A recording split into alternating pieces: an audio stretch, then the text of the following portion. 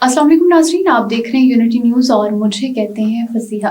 नाज़रीन, आज के व्लॉग में हम बात करेंगे ईरानी फोर्स की जानिब से अफगान तारकीने वतन पर फायरिंग।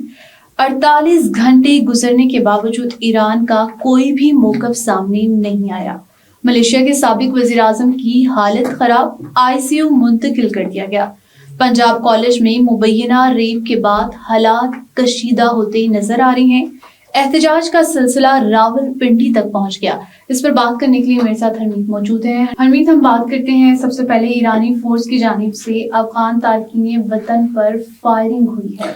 हाँ बिल्कुल फसिया, मेरे ख्याल में बड़ा अफसोसनाक वाक़या और ज़ाहिरी बात है कि एक तरफ तो हालात अफगानिस्तान में अच्छे नहीं हैं, चूँकि तालिबान को थोड़ा सा जब उनकी गवर्नमेंट आई है तो एक तो गुर्बत बड़ी बड़ी चढ़कर दिखाई दे रही है, बेरोजगारी की शरह बढ़ चुकी है, फिर ख़वातीन पर जिस किस्म की पाबंदियाँ हैं और इसी के साथ साथ दीगर बहुत सारी पाबंदियाँ, हत्ता कि अब तो एक और नया बिल आ रहा है जिसमें तकरीबन जो नाई भी जा रहे हैं उनके लिए भी हालात ख़राब होंगे कि दाढ़ी रखना जो है वो भी रखी जाएगी। और जिस तरह सवात में शायद मुझे याद है कि तमाम तर हजामों की जो दुकानें थी उनको बंद कर दिया गया था और ये कहा गया था कि जिसने भी दाढ़ी ना रखी, क्लीन शेव वाला कोई बंदा होगा तो उसको नहीं बख्शा जाएगा।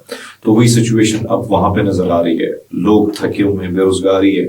इस सारे सूरत हाल में एक तरफ आपने देखा पाकिस्तान से जिस तरह अफगानिस्तान के लोगों को निकाला गया और ईरान में तकरीबन 10 लाख जो महाजरीन थे उनको भी निकाला गया। अभी तकरीबन मेरे ख्याल में 50,000 के करीब या इस किस्म के जो लोग हैं वो जा रहे हैं, वहां से निकले हैं, माज़र 55,000 के करीब जो आदाद शुमार है।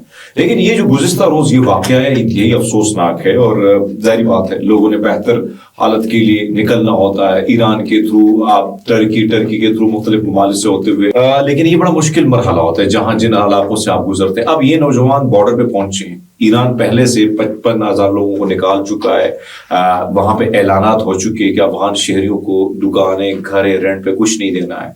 आहिस्ता आहिस्ता नई सख्ती भी उन पे आ रही है। ऐसे में जब ये वहां पे पहुंच रहे थे तो उन्होंने सीधा फायरिंग खोल दी है और इसमें तकरीबन 260 लोग जो हैं वो मारे गए हैं अफगान तारकीने वतन। और उसके साथ साथ अफगान गवर्नमेंट का ये मौक़िफ़ है कि हम तहकीकात कर रहे हैं, लेकिन आपकी बात दुरुस्त है कि ईरान 48 घंटे गुजर चुके हैं, ईरान ने अभी तक उनका कोई मौक़िफ़ सामने नहीं आया। लेकिन बहरहाल ज़ाहिर बात है जब मुश्किलात होती हैं, भूख हो, नंग हो, हर तरफ अमन का माहौल ही ना हो तो फिर लोग कहते हैं कि यहाँ पे मर रहे हैं तो कहीं ना कहीं और मर जाए। लेकिन बहरहाल अफसोसनाक खबर है और ज़्यादातर हम देखते हैं कि एजेंट्स के थ्रू बहुत ज़्यादा तारकीने वतन जो है वो ज़िंदगी की बाजी हार लेते हैं। तो मेरी गुजारिश ये है कि वही सब ना करें, ये डंकी वगैरह इन हालात से जब आप गुजरते हैं, बहुत सारे दोस्त जो हैं उनकी जब डेथ होती है वो मसाइल, वो तकालीफ, बेटर है आप अपना कोशिश करें जितना पैसा आप एजेंट को देते हैं तो कुछ छोटा मोटा कारोबार शुरू करें।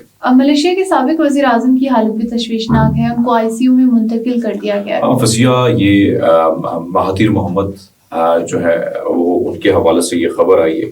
महातीर को मैं जदीद मलेशिया का बानी उसको कहा जाता है, इसमें कोई शक नहीं। मैं इसके पुराने घर भी गया हूँ। ये डेंटिस्ट थे और बड़े काबिल तरीन और बड़ा ज़बरदस्त किस्म की खोपड़ी आप ये कह सकते हैं, बड़े इंटेलेक्चुअल खोपड़ी आप कह सकते हैं।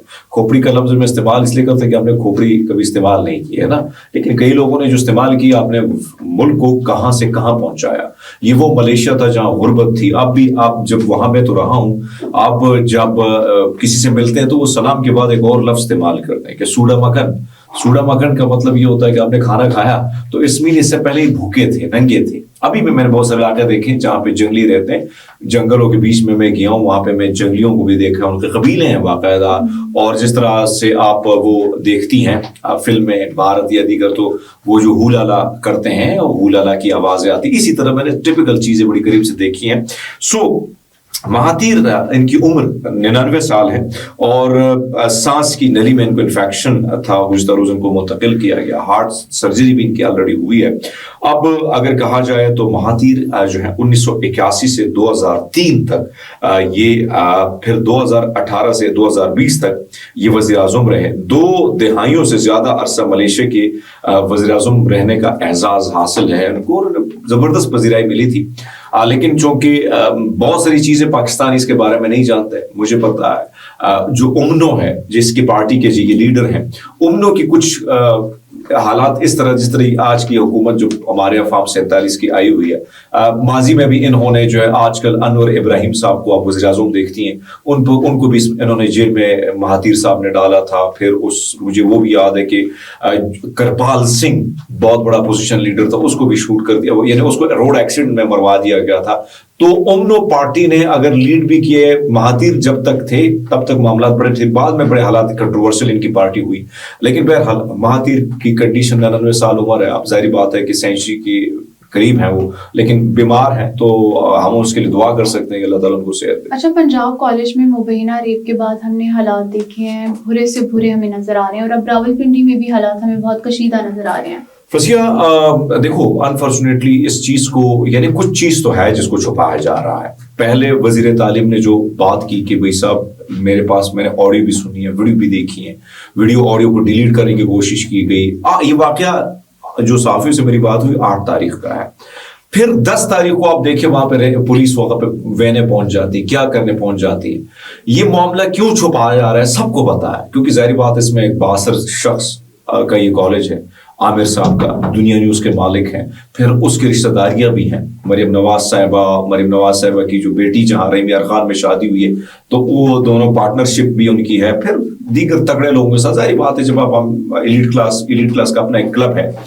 لیکن مریم نواز صاحبہ کی کل جو پریس کانفرنس تھی، سیدھا انہوں نے دھمکیاں دی، صحافیوں کو بھی دی، ولاگرز کو دی، ہمارے جیسے ٹک ٹاکر، یوٹیوبر، کسی کو نہیں. حالانکہ ٹک ٹاکر تو وہ ہے مریم نواز صاحبہ، لیکن انہوں نے دھمکیاں سیدھا دی. اس میں سے ایک لفظ انہوں نے استعمال کیا، پی ٹی آئی کے دہشت گرد، یعنی انہوں نے کہا یہ پی ٹی آئی کے دہشت گرد کر رہے ہیں. اب آپ کو یاد ہوگا کہ جب شیخ حسینہ واجد صاحبہ کے خلاف اسٹوڈنٹ نکل آئے تھے، تو یہ اسکرین پر دکھا بھی دیتے ہیں، شیخ حسینہ واجد نے کہا تھا کہ احتجاج کرنے والے طلباء نہیں ہیں بلکہ یہ دہشت گرد ہیں جو ملک کو عدم استحکام کی جانب لے جانا چاہتے ہیں. میں اپنے ہم وطنوں سے اپیل کرتی ہوں کہ ان دہشت گردوں کو پوری طاقت سے کچلیں گے. ہم اسکرین پہ دکھا بھی رہے as it is. Maryam Nawaz کی پریس کانفرنس کیا تھی؟ پی ٹی آئی دہشت گرد جماعت ہے، پنجاب کالج میں کوئی واقعہ نہیں ہوا، کہانی گھڑی گئی ہے جس کا وجود ہی نہیں ہے، طلباء کو سازش کے لیے استعمال کیا جا رہا ہے، انتشار کی کال کی ناکامی کے بعد گھٹیا منصوبہ ہے. دونوں کی سٹیٹمنٹ ملتی جلتی ہے. جب آپ طاقت سے آتے ہیں، سوال تو مریم سے میں نے کل کیے تھے 10 سوال کہ بھائی صاحب، پہلی بات یہ ہے کہ اگر یہ معاملہ نہیں ہوا تو آپ کیوں طاقت سے کچلنے کے لیے آئیں؟ کیوں پولیس نے شیلنگ کی؟ کس نے اجازت دی کالج کے گارڈ کو کہ اسٹوڈنٹ کو مارے؟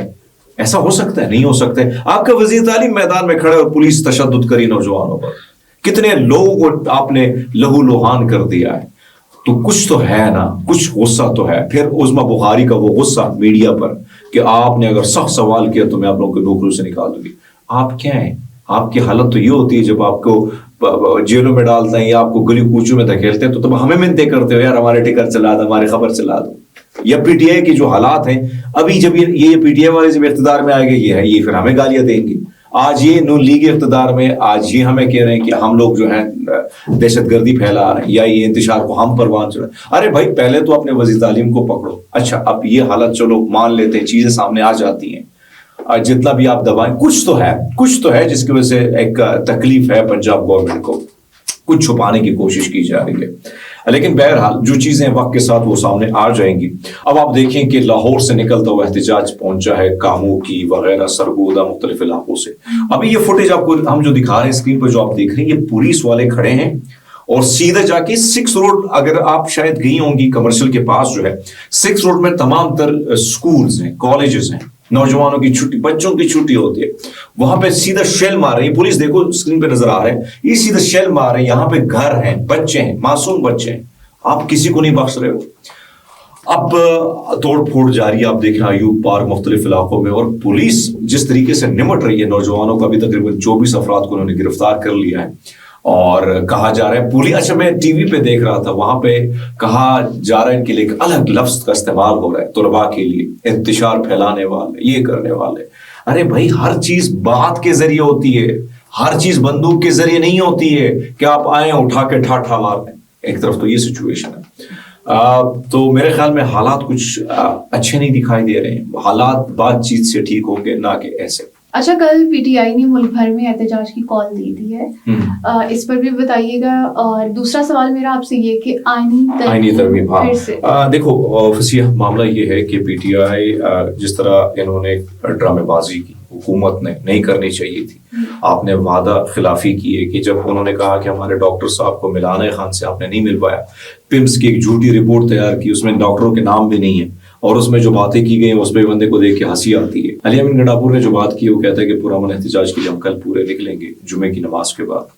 اور ایک طرف اسٹوڈنٹ کا احتجاج، دوسرا پی ٹی آئی کا احتجاج، تو اٹس مین کہ معاملہ اگر یہ دونوں اکٹھے ہو جاتے ہیں تو معاملات بڑے گڑبڑ ہو جائیں گے، حالات پھر کنٹرول سے کس کس کو آپ شیئرنگ کرو گے بولی.